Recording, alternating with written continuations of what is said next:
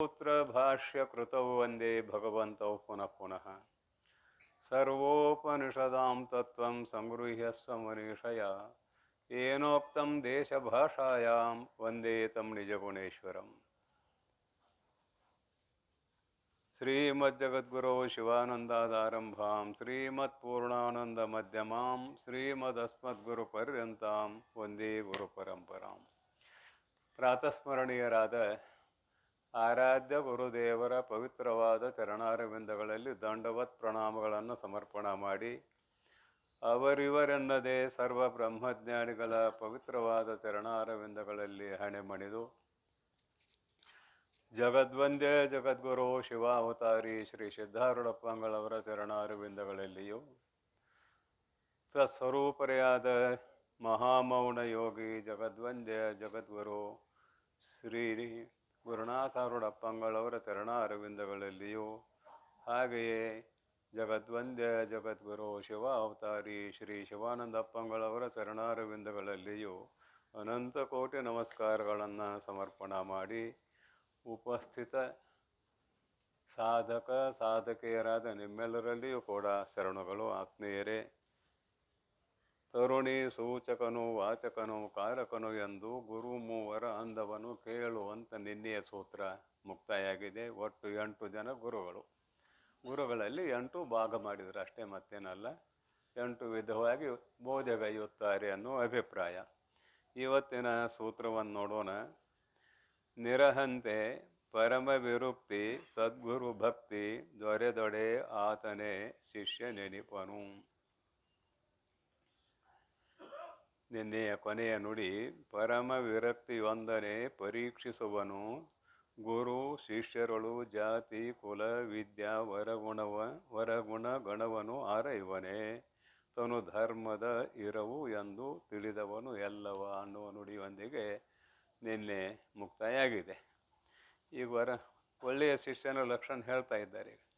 ನಿರಹಂತೆ ಅಹಂಭಾವ ಇರಕೂಡದು. ನಿರಹಂತೆ ಅಹಂಕಾರ ಇರಕೂಡದು. ಅದು ಯಾವುದೋ ರೀತಿಯಿಂದ ಬರ್ತದೆ. ವಿದ್ಯಾ ಅಹಂಕಾರನೂ ವಿದ್ಯಾಮದ ಬರಬಹುದು, ಕುಲಮದ, ಬಲಮದ, ಧನಮದ, ಯೌವನ ಮದ, ಇನ್ನೂ ಏನೇನು ಹೇಳಿದ್ದಾರೆ ಮದಗಳನ್ನು. ಅವೆಲ್ಲ ಅಹಂಕಾರದಲ್ಲಿ ಅಂತಃಪಾತಿ ಆಗ್ತಕ್ಕಂಥವುಗಳು. ಅದಕ್ಕಾಗಿ ನಿರಹಂತೆ ಅಹಂಕಾರ ಇರಕೂಡದು. ನಾನು ಅನ್ನುವುದು ಇರಕೂಡದು. ನಾನು ಎಲ್ಲ ಮಾಡಿದೆ ಅನ್ನುವುದು ಸಹಜವಾಗಿ ಎಲ್ಲರಲ್ಲಿ ಇರುವಂಥದ್ದು. ಅದು ಸಾಮಾನ್ಯ. ವಿಶೇಷವಾಗಿ ಎಲ್ಲವೂ ನನ್ನಿಂದಲೇ ಅಂತೇನು ಭಾವ ಬರ್ತದಲ್ಲ, ಅದು ಅಹಂಕಾರ. ನಿರಹಂತೆ ಅಹಂಕಾರವಿಲ್ಲದವನಾಗಿರಬೇಕು. ಪರಮ ವಿರಕ್ತಿ, ಬರೀ ವಿರಕ್ತಿ ಅನ್ನಲಿಲ್ಲ, ಪರಮ ವಿರಕ್ತಿ ಅಂದ್ರೆ ಒಂದು ವಿಶೇಷಣ ಕೊಡ್ತಾರೆ ಗ್ರಂಥಕಾರರು. ಪರಮ ವಿರಕ್ತಿ ಅಂತಾರೆ. ಬರೀ ವಿರಕ್ತಿ ಅಂದ್ರೂ ಆಗ್ತಿತ್ತಲ್ಲ, ಯಹ ಮೂತ್ರಾರ್ಥ ಫಲ ಭೋಗ ವಿರಾಗ. ಇಲ್ಲಿ ಪರಮ ವಿರಕ್ತಿ ಅಂದರೆ ಅದು ಅನಂತ ಕಾಲದವರೆಗೆ ಇರಬೇಕಾದಂಥದ್ದು. ಜ್ಞಾನೋತ್ತರ ಕಾಲದಲ್ಲಿಯೂ ಕೂಡ ಪರಮ ವಿರಕ್ತಿ, ಜ್ಞಾನೋತ್ತರ ಕಾಲದಲ್ಲಿ ಇರುವ ವಿರಕ್ತಿಯನ್ನು ಪರಮ ವಿರಕ್ತಿ ಅಂತ ಕರಿತೇವೆ. ಕಾರಣ ಏನಂದ್ರೆ ಸುಮ್ಮನೆ ನೆನಪು ಮಾಡ್ತೇನೆ. ಜ್ಞಾನ ವೈರಾಗ್ಯೋಪರತೆಗಳೆಂಬುವನೆ ಸಂಧಾನಿಸುತ್ತಿರೆ ಭೋಗ ಮೋಕ್ಷ ವಂಚಿತರು ಅನ್ನುವ ಜ್ಞಾನ ಪ್ರತಿಪಾದನ ಸ್ಥಳದ 3ನೇ ಪದ್ಯದಲ್ಲಿ ಅಲ್ಲೇನು ಹೇಳಿದರು? ಜ್ಞಾನ ವೈರಾಗ್ಯ ಉಪರತಿ ಎಂಬುವನು ಅನುಸಂಧಾನಿಸುತ್ತಿರೆ ಭೋಗ ಮೋಕ್ಷ ವಾಂಛಿತರು ಅಂತ. ಜ್ಞಾನೋತ್ತರ ಕಾಲದಲ್ಲಿ ಭೋಗ ಇವನಿಗೆ ಜೀವನ್ಮುಕ್ತಿ ವಿಲಕ್ಷಣ ಆನಂದಾತ್ಮಕವಾದ ಭೋಗವು ಪ್ರಾಪ್ತವಾಗಬೇಕಾದರೆ ಜ್ಞಾನದ ಜೊತೆಗೆ ವೈರಾಗ್ಯ ಉಪರತಿಗಳು ಇದ್ದರೆ ಮಾತ್ರ ಜೀವನ್ಮುಕ್ತಿ ವಿಲಕ್ಷಣ ಆನಂದ ದೊರೆಯುತ್ತದೆ. ಜ್ಞಾನದ ಸಿದ್ಧಿಯಾಗಿ ವೈರಾಗ್ಯೋಪರತಿಗಳ ಕೊರತೆಯಾದರೆ ಜೀವನ್ಮುಕ್ತ ಹೌದು ಆಗ್ತಾನ, ಆದರೆ ವಿಲಕ್ಷಣ ಆನಂದ ಸಿಗುವುದಿಲ್ಲ ಅಂತ ಆ ಪದ್ಯದಲ್ಲಿ ಸ್ಪಷ್ಟವಾಗಿ ಹೇಳ್ಕೊಂಡು ಬಂದಿದ್ದಾರೆ. ಅದಕ್ಕೆ ಇಲ್ಲಿ ಏನು ಆರಂಭದಲ್ಲಿ ವೈರಾಗ್ಯ ಇದೆಯಲ್ಲ, ಸಾಧನ ಅವಸ್ಥೆಯಲ್ಲಿ ಆ ವೈರಾಗ್ಯ ಕೊನೆಯವರೆಗೆ ಜ್ಞಾನೋತ್ತರ ಕಾಲದಲ್ಲಿಯೂ ಇದ್ದದ್ದಾದರೆ ಪರಮ ವಿರಕ್ತಿ ಎಂದು ಕರೆಸಿಕೊಳ್ಳುತ್ತದೆ ಅನ್ನುವ ಧ್ವನಿ ಇಲ್ಲಿ ಕಂಡು ಬರ್ತದೆ. ಧ್ವನಿ ಒಳ ಅರ್ಥ ಕಂಡು ಬರ್ತದೆ. ಅದಕ್ಕೆ ವಿರಕ್ತಿ ಅಷ್ಟೇ ಅನ್ನೋದು ಏನಂದ್ರು? ಪರಮ ವಿರಕ್ತಿ ಅಂದರು.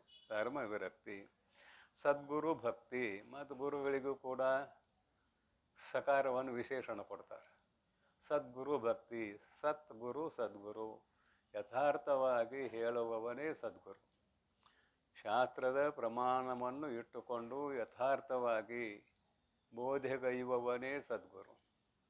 ಅದಕ್ಕಾಗಿ ಇಲ್ಲಿ ಸದ್ಗುರು ಭಕ್ತಿ, ಆತ್ಮನ ಯಾಥಾತ್ಮ್ಯವನ್ನು ತಿಳಿಸುವವನೇ ಸದ್ಗುರು.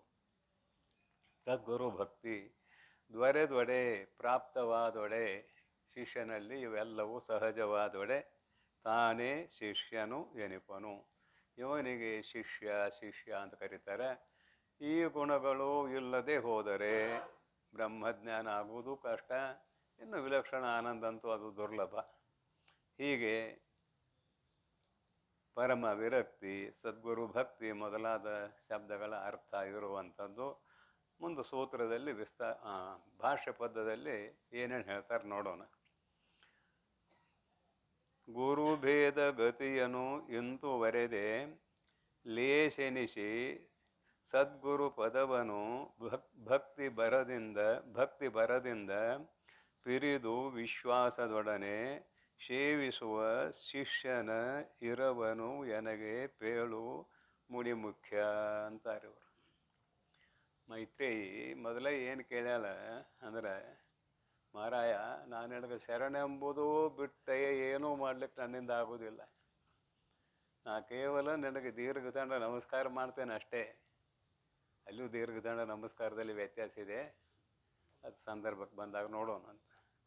ಗಂಡು ಮಕ್ಕಳಿಗೆ ದೀರ್ಘದಂಡ ನಮಸ್ಕಾರ ಬೇರೆ ಇದೆ, ಹೆಣ್ಣು ಮಕ್ಕಳಿಗೆ ಬೇರೆ ಇದೆ ದೀರ್ಘದಂಡ ನಮಸ್ಕಾರ. ಪ್ರಕೃತದಲ್ಲಿ ನಮಗೇನು ಬೇಕಾಗೈತಿ, ನಿನ್ನ ಪಾದ ಪಂಕರುಹಕ್ಕೆ ಶರಣೆಂಬುದಲ್ಲದೆ ಅಲ್ಲದೆ ಬೇರೆ ನಾ ಏನು ಮಾಡುವ ಸಾಮರ್ಥ್ಯವುಳ್ಳವಳು ಅಲ್ಲ.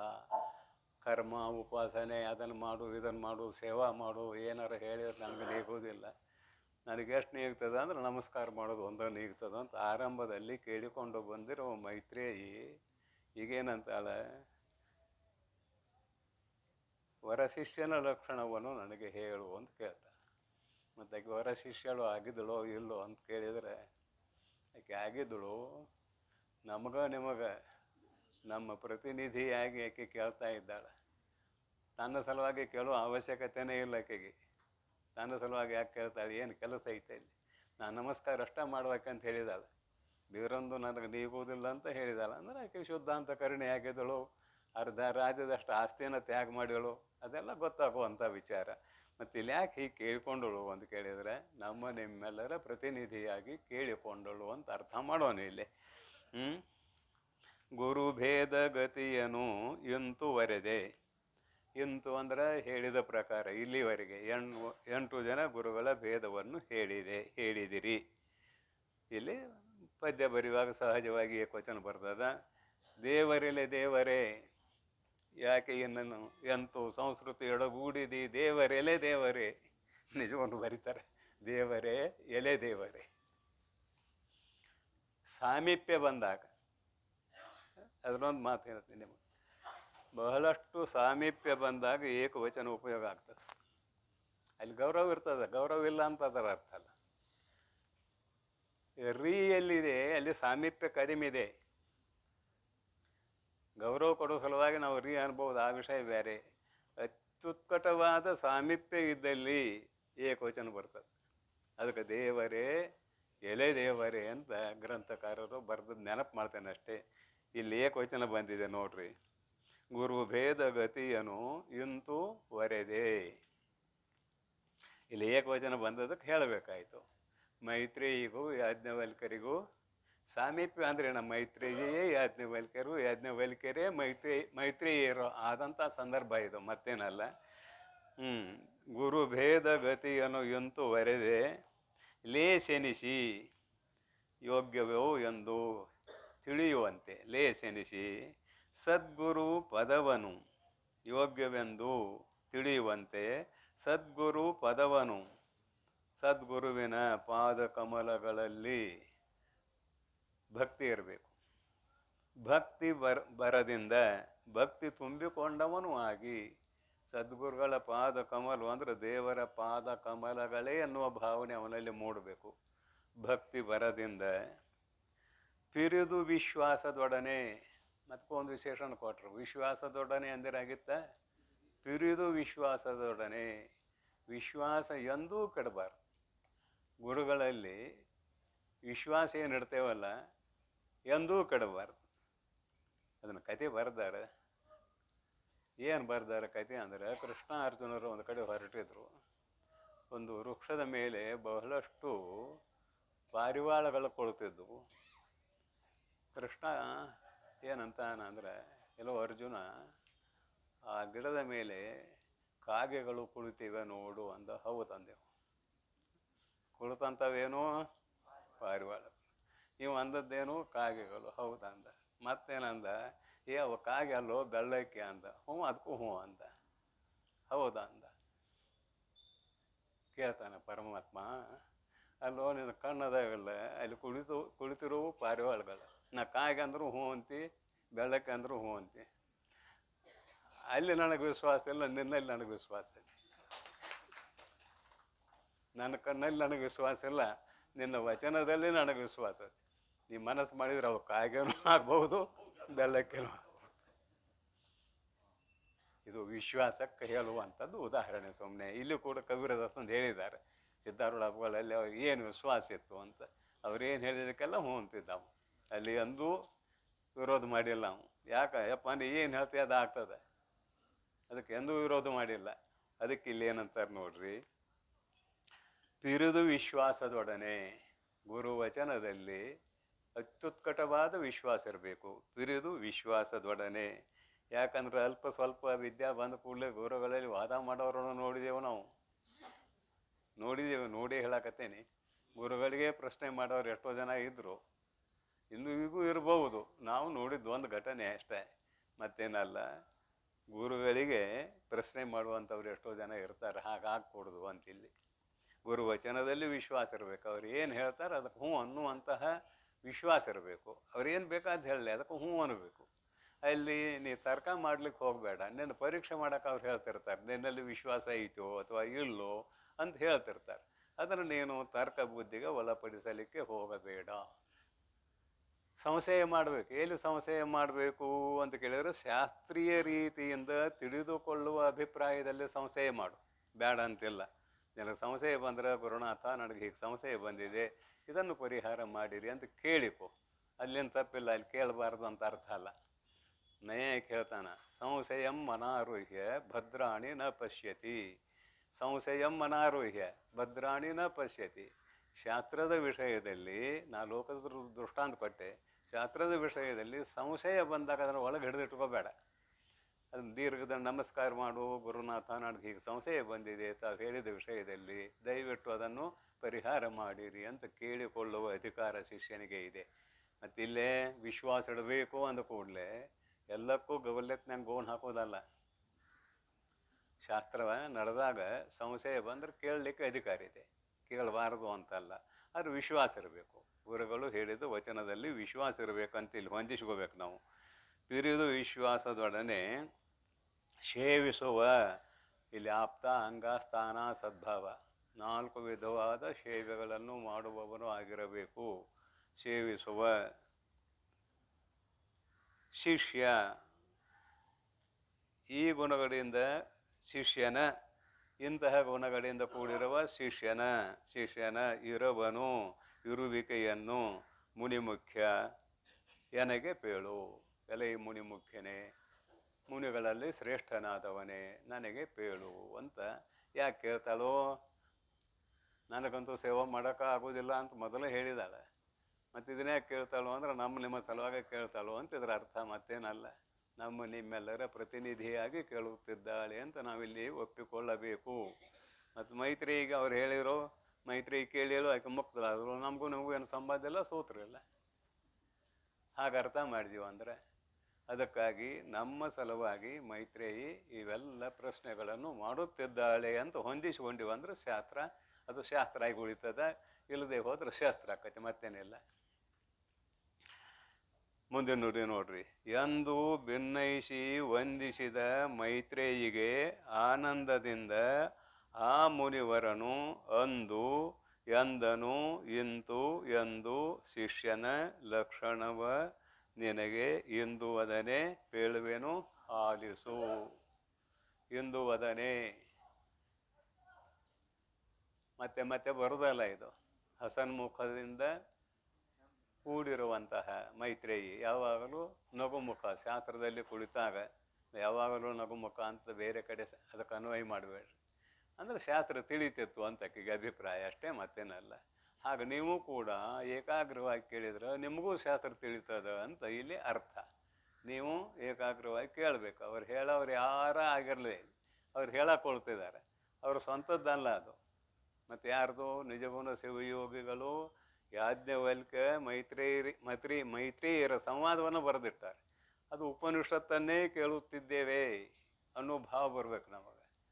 ಉಪನಿಷತ್ತನ್ನೇ ಕೇಳುತ್ತಿದ್ದೇವೆ, ಇದು ಹೇಳ ಒಂದು ಅಲ್ಲ, ಕೇಳ ಒಂದು ಅಲ್ಲ. ಯಾರ್ದು ಅಂದ್ರೆ ಪರಂಪರಾಗತವಾಗಿ ಬಂದದ್ದು, ಅದನ್ನು ಶ್ರದ್ಧೆಯಿಂದ ಕೇಳಬೇಕು ಅಂತ ಅಭಿಪ್ರಾಯ.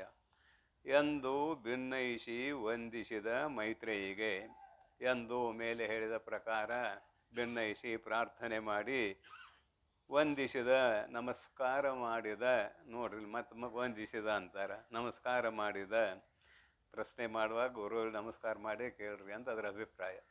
ಮೈತ್ರೇಯಿಗೆ, ತನ್ನ ಪರಮ ಶಿಷ್ಯಳಾದ ಮೈತ್ರೇಯಿಗೆ ಅಥವಾ ಪರಮ ಧರ್ಮಪತ್ನಿಯಾದ ಮೈತ್ರೇಯಿಗೆ, ಬರೀ ಧರ್ಮಪತ್ನಿ ಅಲ್ಲ, ಪರಮ ಧರ್ಮಪತ್ನಿಯಾದ ಮೈತ್ರೇಯಿಗೆ ಆನಂದದಿಂದ, ಬಹಳಷ್ಟು ಸಂತೋಷದಿಂದ, ಮನದುಂಬಿ ಆನಂದದಿಂದ ಆ ಮುನಿವರನು ಆ ಯಾಜ್ಞವಲ್ಕ್ಯ ಮಹಾನುಭಾವನು ಅಂದು ಉಪನಿಷತ್ ಕಾಲದಲ್ಲಿ, ಆ ಕಾಲದಲ್ಲಿ ಅಂದರೆ ಭೂತ ಕಾಲದಲ್ಲಿ ಎಂದನು ಇಂತೆಂದು ಎಂದನು. ಮುಂದೆ ಹೇಳುವ ಪ್ರಕಾರ ಅದನ್ನೆಲ್ಲ ಹೇಳ್ತಾರೆ. ಶಿಷ್ಯನ ಲಕ್ಷಣವನ್ನು ಎಂದು ವದನೆ ಅಂತ ಆಯ್ತಲ್ಲ. ನಿನಗೆ ಪೇಳುವೆನು ಆಲಿಸು, ನಿನಗೆ ಹೇಳುತ್ತೇನೆ ಕೇಳು. ಮುಂದೆ ನೋಡೋಣ. ಗುರುಭಕ್ತಿ ನಿರಹಮ್ಮು ನಿರಪೇಕ್ಷೆ ಸೈರಣೆ ಕರಣಾನುಕೂಲತೆ ಪರಿಣಾಮ ಸುರಸ ಸುಸ್ಥಿರ ಬುದ್ಧಿ ಸದ್ಗುಣವೂ ಇರಲ್ ಆತ ವರಶಿಷ್ಯ ನೆನೆಸುವ ಲಲಿತಾಂಗಿ. ವರಶಿಷ್ಯನು ಎನಿಸುವ ಲಲಿತಾಂಗಿ. ಗುರುಭಕ್ತಿ ಮತ್ತೆ ಹೇಳ್ತಾರೆ. ಗುರುಭಕ್ತಿ ಮೊದಲು ಹೇಳಿ ಆಗೈತಿ, ಈಗ ಅದನ್ನು ಮತ್ತೆ ಹೇಳ್ತಾರೆ. ಗುರುಭಕ್ತಿ, ಗುರುಗಳಲ್ಲಿ ದೃಢವಾದ ವಿಶ್ವಾಸ ಇರಬೇಕು, ಶ್ರದ್ಧೆ ಇರಬೇಕು, ಅದುವೇ ಭಕ್ತಿ. ಭಕ್ತಿ ಅಂದ್ರೆ ಮತ್ತೇನಲ್ಲ, ಗುರುಭಕ್ತಿ. ನಿರಹಮ್ಮು ಅಂದ್ರೆ ಅಹಂಕಾರ ಎಂದೂ ಅಡಿಯನ್ನೇ ಇಡಬಾರ್ದು, ಹೆಜ್ಜೆಯನ್ನೇ ಇಡಬಾರ್ದು. ನಿರಹಮ್ಮು ನಿರಪೇಕ್ಷೆ ಏನು ಪ್ರಾಪ್ತ ಆಗ್ತದ ಗುರುಕುಲದಲ್ಲಿದ್ದಾಗ ಅದನ್ನು ಸ್ವೀಕಾರ ಮಾಡೋದಷ್ಟೇ, ಏನೂ ಅಪೇಕ್ಷೆ ಮಾಡಕೂಡದು. ನಿರಪೇಕ್ಷೆ. ಸೈರಣೆ ತಾಳ್ಮೆ. ಶರೀರಕ್ಕೆ ಏನಾದರೂ ಅನಾನುಕೂಲ ಆದಾಗ, ಊಟದಲ್ಲಿ ಏನಾದರೂ ಹೆಚ್ಚು ಕಡಿಮೆ ಆದಾಗ, ಅಥವಾ ಗುರುಗಳು ಏನಾದರೂ ಸಿಟ್ಟಿನಿಂದ ಬೈಗಳು ಬಂದಾಗ ಅವ್ರ ಬಾಯಿಂದ ಅಂತೂ ತಾಳ್ಮೆ ಇರಬೇಕು. ಎಲ್ಲ ಸಂದರ್ಭದಲ್ಲಿ ತಾಳ್ಮೆಯನ್ನು ಕಳೆದುಕೊಳ್ಳಕೂಡದು. ಸೈರಣೆ. ಕರಣಾನುಕೂಲತೆ. ಕರಣಗಳು, ಪಂಚ ಜ್ಞಾನೇಂದ್ರಿಯಗಳು, ಮನ ಬುದ್ಧಿ, ಇವು ಕರಣಗಳು. ನಮಗೆ ಇಂದ್ರಿಯಗಳು ಕೆಲವಂತೇವೆ, ಒಳಗಿದ್ದು ಕರಣ ಅಂತೇವೆ. ಎಲ್ಲವೂ ಕರಣಗಳೇ. ಸಾಧನಗಳೆಲ್ಲವೂ ಕರಣಗಳೇ. ಕರಣ ಅಂತ ಯಾವುದಕ್ಕಂತೇವೆ ಅಂತ ಕೇಳಿದರೆ ಸಾಧನೆಗೆ ಕರಣ ಅಂತ ಕರಿತೇವೆ. ಕರಣ. ನೋಡುವುದಕ್ಕೆ ಕಣ್ಣು ಸಾಧನೆ ನಮಗೆ ಕರಣ, ಕೇಳುವುದಕ್ಕೆ ಕಿವಿ ಕರಣ, ಹಾಗೆಯೇ ಲೇಖನಿ ಪತ್ರ ಬರೆಯುವುದಕ್ಕೆ ಕರಣ, ಒಂದು ಆಯುಧ ಗಿಡವನ್ನು ಕತ್ತರಿಸುವುದಕ್ಕೆ ಕರಣ. ಹಾಗಾಗಿ ಇಲ್ಲಿ ಇಂದ್ರಿಯಗಳು ಮತ್ತು ಮನೋಬುದ್ಧಿಯಾದಿಗಳನ್ನು ನಾವು ಕರಣಗಳು ಅಂತ ಕರೆದ್ರೆ ತಪ್ಪಿಲ್ಲ. ಪಂಚ ಜ್ಞಾನೇಂದ್ರಿಯಗಳು ಹಾಗೆಯೇ ಮನ ಬುದ್ಧಿಗಳು. ಕರಣಾನುಕೂಲತೆ, ಇವನಿಗೆ ಅಧೀನ ಆಗಿರ್ಬೇಕವು. ಇಂದ್ರಿಯಗಳು ಇವನಿಗೆ ಅಧೀನವಾಗಿ ವ್ಯವಹರಿಸಬೇಕು. ಮನ ಇಂದ್ರಿಯಗಳು, ಬುದ್ಧಿಯನ್ನು ಒಂದು ಇಟ್ಕೊಂಡು ಹಿಂದೆ ಏನು ತಪ್ಪಿಲ್ಲ. ಮನ ಬುದ್ಧಿ ಮತ್ತು ಹಾಗೂ ಪಂಚಜ್ಞಾನೇಂದ್ರಿಯಗಳು ಇವ ಹೇಳಿದಂಗೆ ಕೇಳಬೇಕು. ಮನಸ್ಸು ಹೇಳಿದಂಗೆ ಕೇಳೋರು 199 ಮಂದಿ ಇದ್ದೇವೆ. ಇಲ್ಲ ಕೇಳುವುದಿಲ್ಲ ನೀವು. ಮನಸ್ಸು ಹೇಳಿದಂಗೆ ಕೇಳೋರು 199 ಮಂದಿ ಇದ್ದೇವೆ. ಎಲ್ಲಿಯೋ ಒಬ್ಬ ಮನಸ್ಸನ್ನು ಗೆದ್ದವ ಇರಬಹುದು. ಅದು 100 ಅಂದ್ರೆ ಅತಿಶಯನೇ ಇದು. 1000ಕ್ಕೊಬ್ಬ ಶರಣ ಸತ್ಯ ಅಂತ, ಲಕ್ಷಕ್ಕೊಬ್ಬ ಶರಣ. 1000ಕ್ಕೊಬ್ಬ ಸತ್ಯ, ಲಕ್ಷಕ್ಕೊಬ್ಬ ಶರಣ ಅಂತ ವಚನಕಾರರ ಅಭಿಪ್ರಾಯ. ಹೀಗಿರುವಾಗ ಇಂದ್ರಿಯಗಳೆಲ್ಲವನ್ನು ಹಿಡಿತದಲ್ಲಿ ಇಟ್ಟುಕೊಂಡವ ಮನಸ್ಸನ್ನು ಗೆದ್ದಿರುತ್ತಾನೆ, ತನ್ನ ಅಧೀನಾಗಿರ್ತದೆ. ಅದಕ್ಕೆಲ್ಲ ಮೊನ್ನೊಂದು ಕತೆ ಹೇಳಿ ಆಗೈತಿ. ಮನಸ್ಸು ಗೆದ್ದವನ ನಿಜವಾದ ಶೂರ ಅಂತ ಹೇಳಿ ಆಗೈತಿ. ಕರ್ಣಾನುಕೂಲತೆ ಅಂದ್ರೆ ಎಲ್ಲ ಈಗ ಹೇಳಿದಂಥ ಕರ್ಣಗಳ ಮೇಲೆ ಒಡೆತನ ಇರಬೇಕು ಇವನಿಗೆ. ಕರ್ಣಾನುಕೂಲತೆ ಪರಿಣಾಮ, ಅಲ್ಲಿವರೆಗೆ ಸೇರಿಸೋಣ ಅದನ್ನು, ಒಂದೇ ಶಬ್ದ ಅಲ್ಲ. ಕರ್ಣಾನುಕೂಲತೆ ಪರಿಣಾಮ, ಇದೇ ಪರಿಣಾಮಗಳು ಮನಸ್ಸಿನ ಪರಿಣಾಮವೇ ಚಲುವು ಅಂತ ವಚನ ಇದೆ. ಪರಿಣಾಮದೊಳಗೆ ಮನಸ್ಸಿನ ಪರಿಣಾಮವೇ ಚಲುವು. ಮನಸ್ಸು ಬದಲಾಗಬೇಕು. ಬಹಿರ್ಮುಖವಾಗಿರುವಂತಹ ಮನಸ್ಸು ಅಂತರ್ಮುಖ ಆಗಬೇಕು. ಪರಿಣಾಮ ಅಂದರೆ ಮತ್ತೇನಿಲ್ಲ. ಅದಕ್ಕಾಗಿ ಕರ್ಣಾನುಕೂಲತೆ ಪರಿಣಾಮ. ಸುರಸ ಅಂದ್ರೆ ವಿನಯದಿಂದ ಎಲ್ಲರೊಡನೆ ಬೆರೆಯುವತನ ಸುರಸ. ಸಹಪಾಠಿಗಳೊಡನೆ ಆಗಲಿ ಅಥವಾ ಗುರುಕುಲಕ್ಕೆ ಬಂದಿರುವ ಭಕ್ತರೊಡನೆ ಆಗಲಿ ಎಲ್ಲರಲ್ಲಿ ಪ್ರೀತಿಯಿಂದ ವರ್ತಿಸುವತನ ಇರಬೇಕು. ಅದಕ್ಕೆ ಸುರಸ ಅಂತೂ ಕೂಡ ಒಂದು ಹೆಸರು ಕೊಡ್ತಾರೆ. ಸುರಸ. ಸುಸ್ಥಿರ ಬುದ್ಧಿ ಚಂಚಲ ಆಯ್ತಂದ್ರೆ ನಾವು ಗತಿ ಕಾಣೋದೇ ಇಲ್ಲ. ಸುಸ್ಥಿರ ಬುದ್ಧಿ, ಸ್ಥಿರವಾದ ಬುದ್ಧಿ ಇರಬೇಕು. ಒಂದು ಗುರುಕುಲ ನಮಗೆ ಪ್ರಾಪ್ತ ಆದರೆ ಆ ಗುರುಕುಲವನ್ನು ಬಿಟ್ಟು ಹೋಗಲೇ ಕೂಡುದು ಅಂತ ಶಾಸ್ತ್ರ ಹೇಳ್ತದೆ. ಗುರುಗಳು ಹೇಳ್ತಾರೆ ಮುಂದೆ ಏನಂತಾರೆ ಅವರು, ಅಂತೇವಾಸಿ ನಮ್ಮ ಅನುಶಾಸ್ತಿ. ಅಂತೇವಾಸಿ ಅಂದ್ರೆ ಶಿಷ್ಯ, ಅನುಶಾಸ್ತಿ. ಏನು ಅನುಶಾಸ್ತಿ? ನೋಡಪ್ಪ, ನನ್ನಲ್ಲಿರುವುದೆಲ್ಲವನ್ನೂ ನಿನಗೆ ಹೇಳಿದ್ದೇನೆ. ಇನ್ನೂ ಇದಕ್ಕಿಂತ ಹೆಚ್ಚಿನ ವಿಷಯವನ್ನು ತಿಳಿದುಕೊಳ್ಳಬೇಕೆಂದರೆ ನೀನು ಬೇರೆಯ ಗುರುಗಳ ಕಡೆಗೆ ಹೋಗಬಹುದು. ಇಲ್ಲವೇ ನೀನು ಗೃಹಸ್ಥಾಶ್ರಮವನ್ನು ಪ್ರವೇಶಿಸಿ, ಗೃಹಸ್ಥಾಶ್ರಮವನ್ನು ಪ್ರವೇಶಿಸಿ, ಇದು ಬ್ರಹ್ಮಚರ್ಯಾಶ್ರಮ. ಗೃಹಸ್ಥಾಶ್ರಮವನ್ನು ಪ್ರವೇಶಿಸಿ ತದನಂತರ ವಾನಪ್ರಸ್ಥಾಶ್ರಮ, ತದನಂತರ ಸನ್ಯಾಸಾಶ್ರಮಕ್ಕೆ ಹೋಗುವ ಅಧಿಕಾರ ನಿನಗಿದೆ. ಅದಕ್ಕಾಗಿ ನನ್ನಲ್ಲಿರುವುದೆಲ್ಲವನ್ನು ಹೇಳಿದ್ದೇನೆ. ನಿನಗೆ ಇದಕ್ಕಿಂತಲೂ ಹೆಚ್ಚಿಗೆ ತಿಳಿದುಕೊಳ್ಳುವ ಇಚ್ಛೆ ಇದ್ದರೆ ಬೇರೆಯ ಗುರುಗಳನ್ನು ನೀನು ಆಶ್ರಯಿಸಬಹುದು ಅಂತ ಗುರುಗಳು ಹೇಳ್ತಾರೆ. ಯಾವಾಗಿದು? ತಮ್ಮಲ್ಲಿರುವಂತಹ ವಿದ್ಯೆಯನ್ನು ದಾನ ಮಾಡಿ ಸಮಾವರ್ತನ ಕಾರ್ಯಕ್ರಮ ಅಂತ ಮಾಡ್ತಾರೆ. ಒಂದು ಶಿಷ್ಯರನ್ನು ಬೀಳ್ಕೊಡುವಾಗ ನೀವು ಮಾಡ್ತಿರಲ್ಲ, 7ನೇ ಕ್ಲಾಸಿಂದ SSLCಗೆ ಹೋಗುವಂಥ ಹುಡುಗರಿಗೆ ನೀವು ಬೀಳ್ಕೊಡುವ ಕಾರ್ಯಕ್ರಮ ಮಾಡ್ತೀರಿ. ಹಾಗೆಯೇ ಅಂತಹ ಸಂದರ್ಭದಲ್ಲಿ ಹೇಳುವಂತಹ ಮಾತು ಗುರುಗಳು, ಇದಕ್ಕಿಂತ ಹೆಚ್ಚಿಗೆ ನೀವು ತಿಳಿಬೇಕನ್ನೋ ಇಚ್ಛಿದ್ರೆ ಬೇರೆ ಗುರುಗಳ ಕಡೆ ಹೋಗು, ನನ್ನ ಹತ್ರ ಇದ್ದದನ್ನೆಲ್ಲ ಕೊಟ್ಟಿದ್ದೇನೆ ಅನ್ನುವಂಥ ಅಭಿಪ್ರಾಯ ಅವರು ಮಂಡಿಸಿದಾಗ, ಅವ್ರು ಏನು ಕೊಡೋದೆಲ್ಲ ಕೊಟ್ಟಿರ್ತಾರೆ ಇವಾಗ, ಆದರೆ ಅವಾಗ ಸ್ವಾತಂತ್ರ್ಯ ಕೊಡ್ತಾರೆ. ಯಥೇಚ್ಛಸಿ ತಥಾ ಕುರು, ಗೀತೆಯಲ್ಲಿಯೂ ಕೂಡ ಬರ್ತದಿತ್ತು. ಯಥೇಚ್ಛಸಿ ತಥಾ ಕುರು. ನಾ ಹೇಳುವುದೆಲ್ಲ ಹೇಳಿದೆ. ವಿಮೃಶ್ಯ ಏತತ್ ಅಶೇಷೇಣ ಇತಿ ಗುಹ್ಯತಮಂ ಶಾಸ್ತ್ರಂ ಇದಂ ಮುಕ್ತಂ ಮಯಾ ನಘ. ವಿಮೃಶ್ಯ ಏತತ್ ಅಶೇಷೇಣ ಯಥೇಚ್ಛಸಿ ತಥಾ ಕುರು ಅಂತ 18ನೇ ಅಧ್ಯಾಯದಲ್ಲಿ ಒಂದು ಶ್ಲೋಕ ಬರ್ತದೆ. ಇದು 15ನೇ ಅಧ್ಯಾಯದಲ್ಲಿ ಬರೋದು ಬೇರೆ. ಹೀಗೆ ಗುರು ಏನು ಕೊಡ್ತಾನೆ ಅಂದ್ರೆ ಸ್ವಾತಂತ್ರ್ಯವನ್ನು ಕೊಡ್ತಾನೆ. ನಿನಗೆ ಹೇಳೋದೆಲ್ಲ ಹೇಳಿದೆ, ನಿನಗೆ ಯಾವ ಇಚ್ಛೆ ಇದೆ, ಗೃಹಸ್ಥನಾಗೋ ಇಚ್ಛೆ ಇದ್ರೂ ನಮ್ಮದೇನು ತಕರಾರಿಲ್ಲ, ಗೃಹಸ್ಥನಾಗು. ಜಾತ ಪುತ್ರನಾದ ಮೇಲೆ ವಾನಪ್ರಸ್ಥಾಶ್ರಮಕ್ಕೆ ಹೋಗು, ಅಲ್ಲಿಂದ ಸನ್ಯಾಸಾಶ್ರಮಕ್ಕೆ ಹೋಗು ಅಂತ ಶಾಸ್ತ್ರ ಇದೆ. ಇಲ್ಲಿ ಗುರು ನಮ್ಗೆ ಆಜ್ಞೆ ಮಾಡ್ತಾನೆ. ಅವಾಗ ಯೋಗ್ಯ ಶಿಷ್ಯನಾಗಿದ್ರೆ ಬೇರೆ ಕಡೆ ಹೋಗೋದಿಲ್ಲ. ಯಾಕಂದ್ರೆ ಹೇಳೋದೆಲ್ಲ ಹೇಳಿದಾನೆ. ಗುರುಗಳನ್ನು ಮಾಡಿಕೊಳ್ಳುವಾಗಲೇ ಯೋಗ್ಯ ಗುರುಗಳನ್ನು ಮಾಡಿಕೊಳ್ಳಿರಿ ಅಂತ ಶಾಸ್ತ್ರ ಇದೆ. ನೀವು ಕನ್ಯಾ ಕೊಡುವಾಗ ಯೋಗ್ಯ ವರ್ಣನೂ ನೋಡಿ ಕನ್ಯಾ ಕೊಡ್ತೀರೋ, ಏನು ಯಾವ ಬೇಕು ಅವಾಗ ಕನ್ಯಾ ಕೊಟ್ಟು ಬರ್ತೀರೋ? ಯೋಗ್ಯ ವರ್ಣನ್ನು ನೋಡಿ ನೀವು ಕನ್ಯೆಯನ್ನು ದಾನ ಮಾಡ್ತೀರಿ. ಹಾಗೆಯೇ ಗುರುಗಳನ್ನು ಆಯ್ಕೆ ಮಾಡಿಕೊಳ್ಳುವಾಗ ಯೋಗ್ಯರೋ ಅಯೋಗ್ಯರೋ ಅಂತ ವಿಚಾರ ಮಾಡು. ಆ ವಿಚಾರ ಮಾಡು ಯೋಗ್ಯತೆ ಅವನಿಗಿರ್ಬೇಕಲ್ಲ. ಅಯೋಗ್ಯತೆ ಇದ್ದಾಗ ಇವ ಯೋಗ್ಯ ಗುರು ಅಯೋಗ್ಯ ಗುರು ಅಂತ ಅವ್ಗೆ ತಿಳ್ಕೊಳ್ಳಿಕ್ಕೆ ಬರ್ತದೆ. ಅಂತೂ ಒಮ್ಮೆ ತಲೆಬಾಗಿದೀವಿ ಅಂತ ಇಟ್ಕೊಳ್ರಿ. ಅದು ಹೇಗೋ ಒಮ್ಮೆ ತಲೆಬಾಗಿದಾಗ ಏಕಲವ್ಯ ಕೇವಲ ದ್ರೋಣಾಚಾರ್ಯರ ಮೂರ್ತಿ ಇಟ್ಕೊಂಡು ಅಭ್ಯಾಸ ಮಾಡಿದ. ನಾನು ಆಶೀರ್ವಾದ ಇದೆ ಹೋಗೋನು ಅಭ್ಯಾಸ ಮಾಡ ಅಂದ್ರೆ ಅವ್ರು ಏನು ಹೇಳಲಿಲ್ಲ ಕೇಳಲಿಲ್ಲ. ಇವರು ಮೂರ್ತಿ ಇಟ್ಕೊಂಡು ಅಭ್ಯಾಸ ಮಾಡಿದ. ನೀವು ಗುರುಗಳನ್ನು ಒಮ್ಮೆ ಯಾರನ್ನ ಮಾಡಿಕೊಡ್ರಿ, ತಿರಸ್ಕಾರ ಮಾಡಿಕೊಡೋದು ಅನ್ನೋಕೆ ನಾ ಈ ಕತೆ ಹೇಳ್ತಾ ಇದ್ದೇನೆ, ಮತ್ತೇನಿಲ್ಲ. ತಿರಸ್ಕಾರ ಮಾಡಿದ್ರೆ ನಿಮಗೆ ಹಾನಿ, ಗುರುಗಳಿಗೇನು ಹಾನಿಯೂ ಇಲ್ಲ ಲಾಭನೂ ಇಲ್ಲ ನೀವು ತಿರಸ್ಕಾರ ಮಾಡೋದ್ರಿಂದ. ಒಮ್ಮೆ ತಲೆಬಾಗಿದೇವಲ್ಲ ಅವರನ್ನು ಕೊನೆಯವರೆಗೆ ಇಟ್ಟುಕೊಳ್ಳೋದು. ಏಕಲವ್ಯ ಏನು ಮಾಡಿದ ಅನ್ನೋದು ಕತೆ ಬರ್ತದೆ. ದ್ರೋಣಾಚಾರ್ಯರು ಒಂದು ಸಲ ಅರ್ಜುನನಿಗೆ ಆಶೀರ್ವಾದ ಮಾಡ್ತಾರೆ. ಏನು ಆಶೀರ್ವಾದ ಮಾಡ್ತಾರೋ ಅಂದ್ರೆ,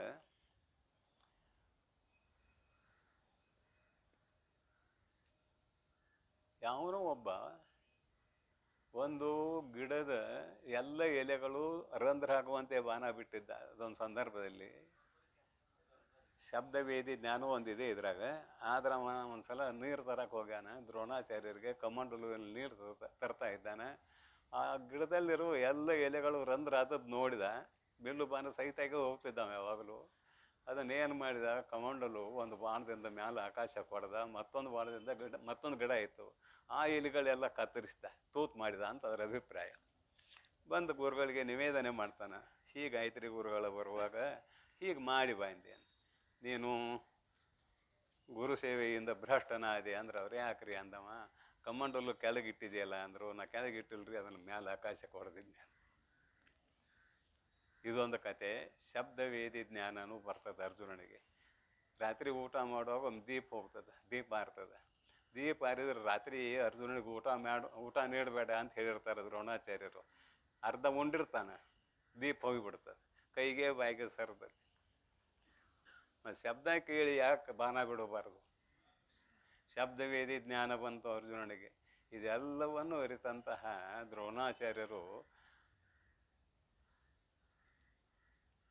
ಬಿಲ್ಲು ವಿದ್ಯೆಯಲ್ಲಿ ಅಸದೃಶೋ ಭವ, ಬಿಲ್ಲು ವಿದ್ಯೆಯಲ್ಲಿ ನೀನು ಅಸದೃಶನಾಗುವಂತ ಆಶೀರ್ವಾದ ಮಾಡಿದರು. ಸಂತೋಷ ಆಯ್ತು ಅರ್ಜುನನಿಗೆ. ಅಶ್ವತ್ಥಾಮನ ಮೇಲೆ ಪ್ರೀತಿ ಇರಲಿಲ್ಲ ಅವ್ರು ಮಾರಾಯರ, ಅರ್ಜುನನ ಮೇಲೆ ಅಷ್ಟು ಪ್ರೀತಿ ಇದ್ರು. ಯಾಕಂದ್ರೆ ಬ್ರಹ್ಮಾಸ್ತ್ರವನ್ನು ನಮ್ಗೆ ಉಪದೇಶ ಮಾಡಿದರು, ಅಶ್ವತ್ಥಾಮನಿಗೆ ಕೊಡಲಿಲ್ಲ.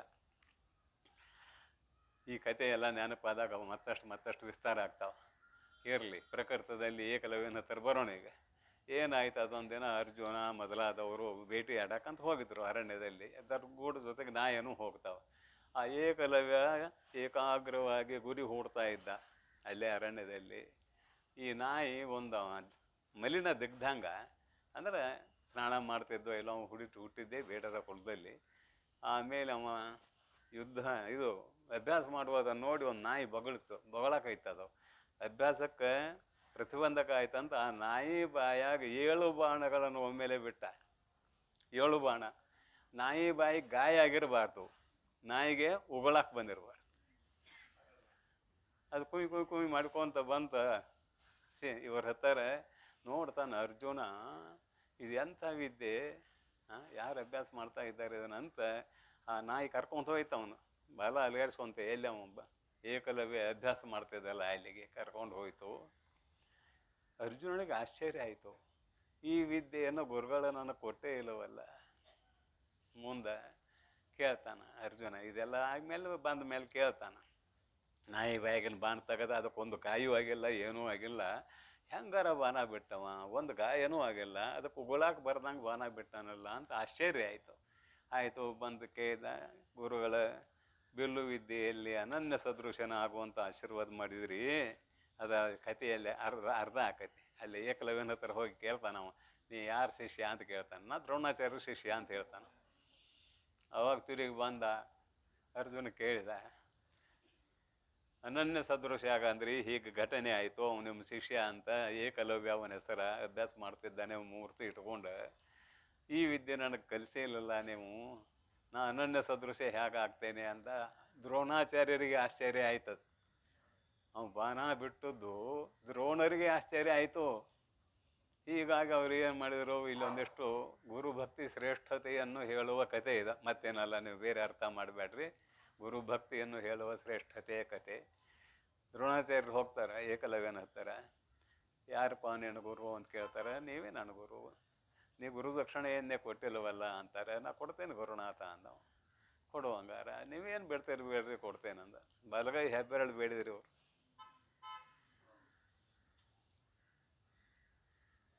ನೋಡ್ರಿ, ಹೆಬ್ಬೆರಳು ಕತ್ತರಿಸ್ಕೊಟ್ಟ. ಮುಂದೆ ಅವ್ನು ಬಿಲ್ಲು ಇದ್ದೆ ಅಷ್ಟು ಕಷ್ಟ ನಿಂತಂದ್ರು, ಆದರೂ ಮಾಡ್ತಿದ್ದ. ಅದರ ಮೊದಲಿನ ಗುರಿ ಹೋಯ್ತು. ಅದು ಮುಂದೆ ಕೌರವರ ಪಕ್ಷದಲ್ಲಿ ಸೇರ್ಕೊಂಡು ಯುದ್ಧ ಮಾಡ್ತಾನೆ, ಸತ್ತು ಹೋಗ್ತಾನೆ. ಅದು ಮುಂದಿನ ಕತೆ ಬ್ಯಾಡ ನಮಗೆ. ಏಕಲವ್ಯನ ಗುರುಭಕ್ತಿ ನಮಗೆ ಬೇಕಾದದ್ದು, ಮತ್ತೇನಿಲ್ಲ. ಗುರುವಿನಲ್ಲಿ ನೀವು ವಿಶ್ವಾಸ ಇಟ್ಟದ್ದೇ ಆದರೆ ನಿನ್ನ ಗುರು ಯಾವನೇ ಆಗಿರಲಿ, ನಿನ್ನ ವಿಶ್ವಾಸವೇ ನಿನಗೆ ಹೆಚ್ಚಿನ ಫಲವನ್ನು ಕೊಡುತ್ತದೆ. ಕೇವಲ ಒಂದು ಮಣ್ಣಿನ ಮೂರ್ತಿ ಮಾಡಿಕೊಂಡು ಅಭ್ಯಾಸ ಮಾಡಿದ್ದ ಏಕಲವ್ಯ ಏನಾದರೂ ಗುರು ತಪ್ಪಿ ಬರಾಮ ನಮಸ್ಕಾರ ಮಾಡವ ಮತ್ತು ಗುರಿ ಹೂಡವ. ಇದು ಏಕಲವ್ಯನ ಕತೆ. ಅನನ್ಯ ಸದೃಶ ಗುರುಭಕ್ತಿ ಏಕಲವ್ಯಶ್ಯ. ಏಕಲವ್ಯನ ಭಕ್ತಿ ಅನನ್ಯ ಸದೃಶವಾದದ್ದು. ಅದಕ್ಕೆ ಸಮಾನವಾದ ಗುರುಭಕ್ತಿ ಯಾವನಲ್ಲೂ ಇಲ್ಲ. ಅದಕ್ಕೆ ಇಲ್ಲಿ ಅಂತಾರೆ ಗುರುಭಕ್ತಿ ದೃಢವಾಗಿರಬೇಕು ಅನ್ನುವಂಥ ಅಭಿಪ್ರಾಯ ಮತ್ತೇನಲ್ಲ. ಗುರುಭಕ್ತಿ ನಿರಹಮ್ಮು, ಅಹಂಕಾರ ಇರಕೂಡದು, ನಿರಪೇಕ್ಷೆ, ಸೈರಣೆ, ಕರ್ಣಾನುಕೂಲತೆ, ಪರಿಣಾಮ, ಸುರಸ ಅಂದರೆ ಎಲ್ಲರಲ್ಲಿ ಪ್ರೀತಿಯಿಂದ ವ್ಯವಹರಿಸಬೇಕು. ಸುಸ್ಥಿರ ಬುದ್ಧಿ. ಗುರು ಒಮ್ಮೇನು ಮಾಡ್ಕೊಂಡ್ರಿ ನಿಮ್ಮ ಬುದ್ಧಿ ಅಲ್ಲಿ ಅಲಗಾಡಕೂಡದು. ಅಲಗಾಡಿದ್ರಿ ಕೆಲಸ ಕೆಡ್ತದೆ, ಅಲಗಾಡಿದ್ರೆ ಕೆಲಸ ಕೆಡ್ತದೆ. ಸುಸ್ಥಿರ ಬುದ್ಧಿ. ಸದ್ಗುಣ ವಿರಲ್ ಆತ. ಸದ್ಗುಣ ಅಂದ್ರೆ ಸಹಜವಾಗಿ ಎಲ್ಲ ಗೊತ್ತೇ ಇದೆ. ಸತ್ಯ, ಹಿಂಸೆ, ಬ್ರಹ್ಮಚರ್ಯ. ಮತ್ತು ಅಲ್ಲಿಗೆ ಹೋಗ್ರಿ, ಯಮಾಂಗ ನೇಮಾಂಗ ಅಲ್ಲಿಗೆ ಹೋಗ್ರಿ, ಶಮ ದಮ ತಿತಿಕ್ಷ ಇಲ್ಲಿ ಬರ್ರಿ, ಅವೆಲ್ಲ ಸದ್ಗುಣಗಳು. ಇರಲ್ ಆತ. ಆತನನ್ನು ವರಶಿಷ್ಯನು ಎನಿಸುವ. ಆತನು ಮಾಡೋಣ ಇಲ್ಲಿ, ಆತನನ್ನು ಬೇಡ. ಆತನು ವರಶಿಷ್ಯನು ಎನಿಸುವ ಲಲಿತಾಂಗಿ. ವರಶಿಷ್ಯನು ಎನಿಸುವನು ಅಂತ ಪೂರ್ಣ ಮಾಡೋಣ ಅದನ್ನು. ಅಂಥವನೇ ಶಿಷ್ಯರಲ್ಲಿ ಶ್ರೇಷ್ಠನಾದವನು ಅಂತ ಅರ್ಥ. ಈ ರೀತಿಯಾಗಿ ಇಲ್ಲಿ ಈ ನುಡಿಯ ಅರ್ಥವನ್ನು ಮಹಾನುಭಾವರು ತಿಳಿಸಿಕೊಟ್ಟಿದ್ದಾರೆ. ಮುಂದೆ ಹೋಗೋಣ. ಮುಂದಿನ ನುಡಿ. ಪರಹಿತನು, ಅಮಳನು, ಊರ್ಜಿತನು, ಅಚಲಿತ, ಶಾಂತನು, ಉರುದಯ, ಶುಚಿ, ಧೀರನು, ಅವಿಕಾರಿ, ಪರಮ ವಿರಕ್ತನು, ಉನ್ನತನು ಎಂದು ಎನಿಸಿ ತೋರುತ್ತಿರಲ್ ಅವನೇ ವರಶಿಷ್ಯನು. ಹೇಳಿದ್ದನ್ನೇ ಹೇಳುತ್ತಿದ್ದಾರೆ, ಬೇರೆ ಏನು ಬಾಲಿಲ್ಲ. ಹೇಳಿದಂತನ್ನ ಮತ್ತೆ ಮತ್ತೆ ಹೇಳ್ತಿದ್ದಾರೆ. ಯಾಕಂದ್ರೆ ಅದು ದೃಢವಾಗಿರಬೇಕು ಅನ್ನೋದಕ್ಕಾಗಿ ಹೇಳ್ತಾ ಇದ್ದಾರೆ.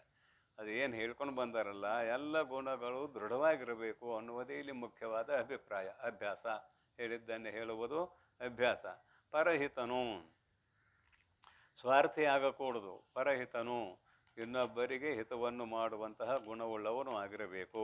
ಸ್ವಾರ್ಥ ವಿರೋಧೇನಯೇ, ತಮ್ಮ ಸ್ವಾರ್ಥಕ್ಕೆ ವಿರೋಧವನ್ನು ಮಾಡಿಕೊಳ್ಳದೆ ಪರಹಿತವನ್ನು ಮಾಡುವಂಥವರನ್ನು ನಾವು ಅಂಗೀಕಾರ ಮಾಡ್ತೇವೆ ಉತ್ತಮ ಅಂತ. ಇನ್ನು ಅತ್ಯಂತ ಉತ್ತಮರು ಯಾರು ಅಂತ ಕೇಳಿದರೆ, ಕೇವಲ ಪರಹಿತಕ್ಕಾಗಿಯೇ ತಮ್ಮನ್ನು ಮೀಸಲಾಗಿ ಇರಿಸಿಕೊಂಡವರು ಅತ್ಯಂತ ಉತ್ತಮರು ಅಂತ ಕರೀತಾರೆ. ಏತೇ ಸತ್ಪುರುಷಾಃ ಪರಾರ್ಥ ಘಟಕಾಃ. ಪರಾರ್ಥ ಘಟಕಾಃ, ಇನ್ನೊಬ್ಬರಿಗಾಗಿಯೇ ತಮ್ಮ ಆಯುಷ್ಯವನ್ನು ಮೀಸಲಿರಿಸಿದವರು ಸತ್ಪುರುಷರು. ಈ ಗ್ರಂಥಕಾರರು ನಿಜಗುಣ ಶಿವಯೋಗಿಗಳು. ಉದಾಹರಣೆಗೆ ಅವ್ರು ಏನು ಗ್ರಂಥಗಳನ್ನು ಬರೋದು ರೊಕ್ಕ ಮಾಡಬೇಕಾಗಿತ್ತೇನೆ? ಅವರೊಬ್ಬ ರಾಜರ ಮನೆತನದಿಂದ ಬಂದವರು ಒಂದು ಪ್ರತೀತಿ ಇದೆ. ಅದೇನಾದ್ರು ಇರಲಿ, ಇದಮಿತ್ತ ಮತ್ತು ನಿಶ್ಚಯ ಇಲ್ಲ. ಆದರೆ ಅವರು ಈ ಗ್ರಂಥಗಳೆಲ್ಲವನ್ನು ಯಾಕೆ ಬರೆದ್ರು ಅಂದರೆ ಕನ್ನಡ ನಾಡಿನ ಮುಮುಕ್ಷುಗಳ ಮೇಲಿನ ಪ್ರೀತಿಯಿಂದ ಬರೆದಿಟ್ರು. ಸಂಸ್ಕೃತ ವಾಂಗ್ಮಯದಲ್ಲಿ ಹೇಳಿರುವ ಅಧ್ಯಾತ್ಮ ವಿದ್ಯೆ ಎಲ್ಲವನ್ನೂ ಕ್ರೋಢೀಕೃತ ಮಾಡಿಕೊಂಡು, ತಮ್ಮ ಬುದ್ಧಿಶಕ್ತಿಯಿಂದ ಅವಧಾರಣೆ ಮಾಡಿಕೊಂಡು ಎಲ್ಲ ಗ್ರಂಥಗಳ ಸಾರವನ್ನು ನಮಗೆ 5-6 ಗ್ರಂಥ ಅಲ್ಲ, 8 ಗ್ರಂಥ ಅಂತೂ ಇದೆ ಪ್ರತೀತಿ. 6 ಗ್ರಂಥಗಳು ಒಂದು ಪ್ರಸಿದ್ಧಿ ಇದೆ. ಈ ಎಲ್ಲ ಗ್ರಂಥಗಳಲ್ಲಿ ತುಂಬಿದವರು ಪರಹಿತಕ್ಕಾಗಿ ಇವರು ಸತ್ಪುರುಷರು. ಏತೇ ಸತ್ಪುರುಷಾಃ ಪರಾರ್ಥ ಘಟಕಾಃ, ಪರೋಪಕಾರಕ್ಕಾಗಿಯೇ ಬರೆದಿಟ್ಟವರು, ಅದರಿಂದ ಏನೂ ಪ್ರತ್ಯುಪಕಾರವನ್ನು ಬಯಸಿದವರು ಅಲ್ಲ ಅಂತ ಇದರ ಅಭಿಪ್ರಾಯ. ಪರಹಿತನು, ಅಮಳನು, ಶುದ್ಧನು ಅಂತ ಅರ್ಥ, ಮತ್ತೇನಿಲ್ಲ. ಅಮಳನು, ಯಾವ ಮಲಿನತೆ ಅವನಲ್ಲಿ ಇರಕೂಡದು, ದೋಷ ಇರಕೂಡದು ಅಂತ ಅಭಿಪ್ರಾಯ. ಊರ್ಜಿತನು ಅಂದ್ರೆ ಶ್ರೇಷ್ಠನು, ಅದಕ್ಕಿಷ್ಟೇ ಅರ್ಥ. ಊರ್ಜಿತನು, ಶ್ರೇಷ್ಠನು. ಅಚಲಿತ, ಸ್ಥಿರ ಬುದ್ಧಿ ಮಾತು ಬಂತು. ಅಚಲಿತನು, ಸ್ಥಿರ ಬುದ್ಧಿ ಇರಬೇಕು. ಇಲ್ಲೊಂದು 4 ದಿನ ಇದ್ನಿ ಈ ಆಶ್ರಮದಾಗ, ಇನ್ನೊಂದು ಆಶ್ರಮದಾಗ ಒಂದು 4 ದಿನ ಇದ್ನಿ, ಹೀಗೆ ಸಂಚಾರ ಮಾಡ್ತಾ ಹೋದ್ರೆ ಅದು ಗುರಿ ಮುಟ್ಟುವಂಥದ್ದು ಅಲ್ಲ. ಅಚಲಿತ. ಶಾಂತ, ಯಾರು ಶಾಂತ ಅಂತ ಕೇಳಿ, ಯಾವನ ಮನಸ್ಸು ಸಮಾಧಾನ ಆಗಿದೆ ಅವನೇ ಶಾಂತ. ಯಾವನ ಮನಸ್ಸು ಸಮಾಧಾನವಾಗಿಲ್ಲವೋ ಅವನಿಗೆ ಶಾಂತಿ ಅನ್ನೋದು ಇಲ್ಲವೇ ಇಲ್ಲ. ಅಶಾಂತಸ್ಯ ಕುತ ಸುಖಂ, ಗೀತೆ ಹೇಳ್ತದೆ. ಅಶಾಂತಸ್ಯ ಕುತ ಸುಖಂ. ಮನಸ್ಸು ಯಾವೊಂದು ಶಾಂತ ಆಗಿದೆ ಅವ ಶಾಂತ ಆಗ್ತಾನೆ. ಅಶಾಂತನು ಉರುದಯ ಶ್ರೇಷ್ಠವಾದ ದಯೆ ಎಂಬ ಗುಣದಿಂದ ಕೂಡಿಕೊಂಡವನು ತನ್ನ ವೈರಿಯಲ್ಲಿಯೂ ಬಂಧು ಬಾಂಧವರಲ್ಲಿಯೂ ಆಘಾತಗಳು ಉಂಟಾದಾಗ ಅವರೆಲ್ಲರನ್ನೂ ನೋಡದೆ, ಇವ ವೈರೈ, ಇವ ಗೆಳೆಯ, ಇವ ಬಂಧು, ಹೀಗೆ ಏನೂ ನೋಡದೆ ಆ ಆಘಾತದಿಂದ ಅಥವಾ ಕಷ್ಟದಿಂದ ಅವರನ್ನು ಪಾರು ಮಾಡುವ ಗುಣ ಯಾವನಲ್ಲಿ ಇದೆಯೋ ಅವನು ಶ್ರೇಷ್ಠವಾದ ದಯಾ ಎಂಬುವ ಗುಣದಿಂದ ಕೂಡಿಕೊಂಡವನು. ಅಂದ್ರೆ ವೈರಿಗೂ ಆಘಾತ ಆದಾಗ,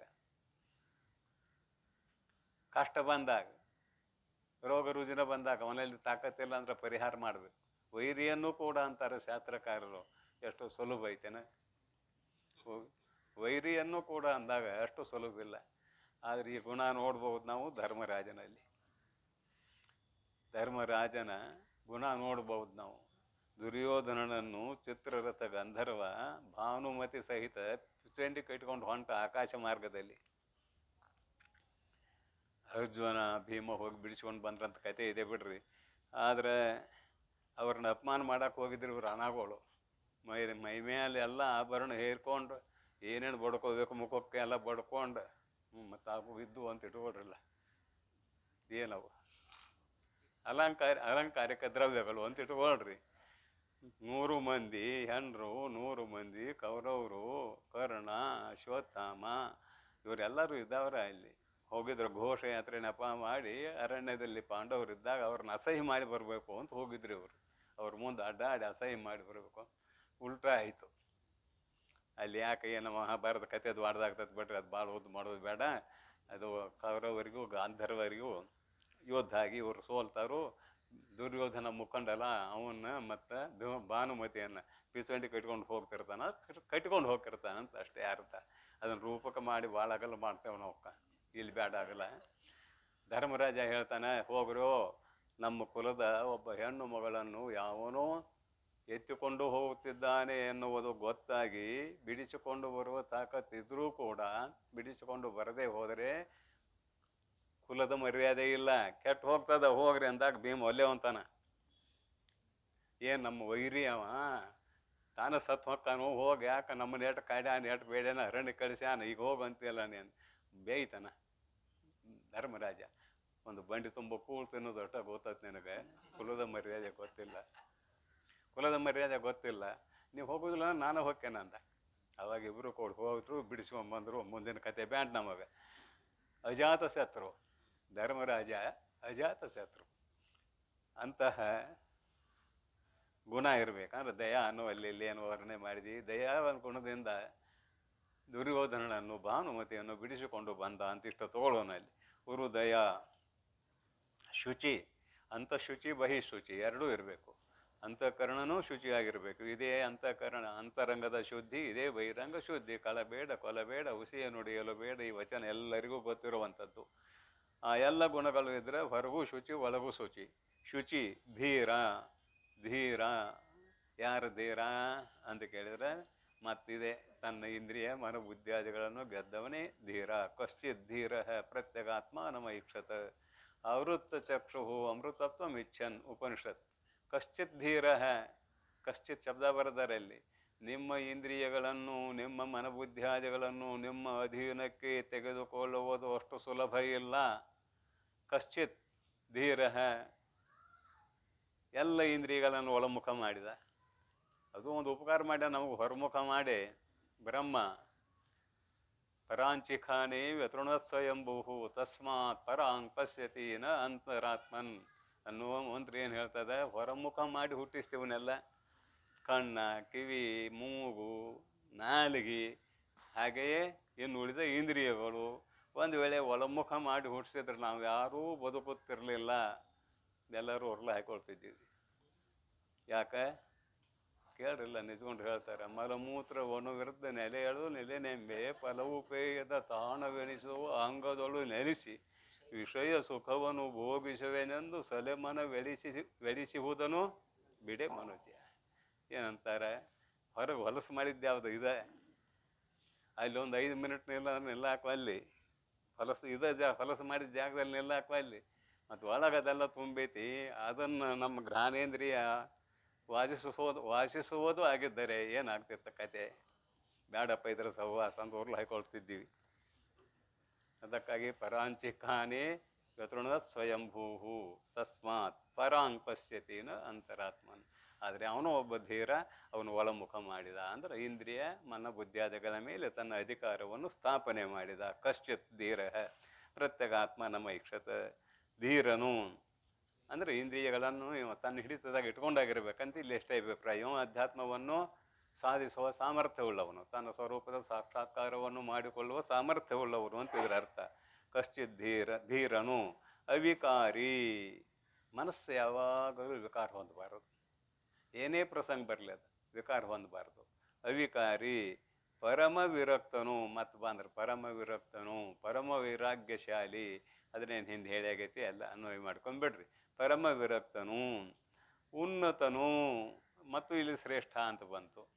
ಉನ್ನತನು, ಶಿಷ್ಯರಲ್ಲಿ ಶ್ರೇಷ್ಠನು, ಉನ್ನತನು, ಒಳ್ಳೆ ಗುಣಾನ್ವಿತನು ಅಂತ ಇಟ್ಕೊಳ್ರಿ. ಉನ್ನತನು ಎಂದೆನಿಸಿ ತೋರುತಿರಲ್. ಹೀಗೆ ತೋರುತಿರಲ್, ಈ ಎಲ್ಲ ಗುಣಗಳಿಂದ ಕೂಡಿಕೊಂಡಿರುವ ಯಾವ ವ್ಯಕ್ತಿಯು ಇದ್ದಾನೆಯೋ ತೋರುತಿರಲ್, ಅವನೇ ವರಶಿಷ್ಯನು. ಅವನಿಗೆ ವರಶಿಷ್ಯ, ಶ್ರೇಷ್ಠನಾದ ಶಿಷ್ಯ, ಶ್ರೇಷ್ಠನಾದ ಶಿಷ್ಯ ಅಂತ ಕರೀತಾರೆ. ನೋಡ್ರಿ, ಶಾಸ್ತ್ರ ನಾವೇನಂತೇವೆ ಸುಲಭವಾಳ ಅಂತೇವೆ, ಅಷ್ಟು ಸುಲಭವಾದದ್ದಲ್ಲ. ಇಂದ್ರಿಯಗಳನ್ನು ಗೆಲ್ರಿ ನೀವು ಒಂದೇ ಕ್ಷಣದಲ್ಲಿ ಮುಕ್ತರಾಗ್ತೀರಿ ಅಂತ ಭಾಳ ಸಲ ಶಾಸ್ತ್ರದಲ್ಲಿ ನನ್ನ ಬಾಯಿಂದ ಬಂದಂತಹ ಮಾತು. ನಮ್ಮ ಇಂದ್ರಿಯಗಳನ್ನು ನಾವು ಗೆದ್ರೆ ಮುಕ್ತರಾಗಲಿಕ್ಕೆ ಏನೇನು ತೊಂದರೆ ಇಲ್ಲ. ಮತ್ತು ಇಂದ್ರಿಯಗಳಿಗೆ ದಾಸರಾದೇವಿ, ಮುಕ್ತರಾಗಲಿಕ್ಕೆ ಬಹಳಷ್ಟು ತೊಂದರೆ ಇದೆ ಅಂತ ಅದರ ಅರ್ಥ. ಅನಿಮಾದ್ಯಷ್ಟು ಐಶ್ವರ್ಯಗಳೇ ಬಂದ್ರೆ ಚಲನಾಗಿರಬೇಕು, ನೀವು ಅಲಗಾಡಬಾರ್ದಂತ ಬರ್ಕೊಂಬಂದ್ರಲ್ಲ ಹಿಂದೆ. ಅಣಿಮ ಮಹಿಮ ಗರಿಮ ಪ್ರಾಪ್ತಿ ಪ್ರಾಕಮ್ಯ ಒಂದೊಂದು ಬಂದ್ರೆ ಏನೇನು ಆಗೈತಿ. ಅನಿಮಾದ್ಯಷ್ಟು ಐಶ್ವರ್ಯಗಳು, ಅದ್ರ ಬಗ್ಗೆ ಈಗ ಬೇಡ.